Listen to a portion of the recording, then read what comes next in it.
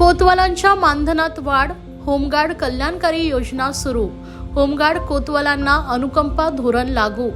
अंगणवाडी सेविका, महिला मदतनीस तसेच होमगार्ड कोतवालांच्या मानधनात महायुती सरकारनं भरीव वाढ केली आहे। अंगणवाडी सेविकांना 15,000 रुपये तर अंगणवाडी मदतनीसांना 8,000 रुपये मानधन देण्याचा निर्णय सरकारनं घेतला आहे। यामध्ये ज्या अंगणवाडी सेविका लाडकी बहीण योजनेचे अर्ज भरतील त्यांना प्रोत्साहन भत्ता देखील दिला जाणार आहे। याकरता राज्यभर विशेष 4,860 शिक्षकांच्या पदांची निर्मितीही केली जाणार आहे। तर अंगणवाडी मदतनीसांना दरमहा 8,000 रुपये मानधन देण्याचा निर्णय झालाय। कोतवालांच्या मानधनात वाढ करून त्यांच्याकरता कल्याणकारी योजना सुरू करण्याचा निर्णय घेण्यात आलाय।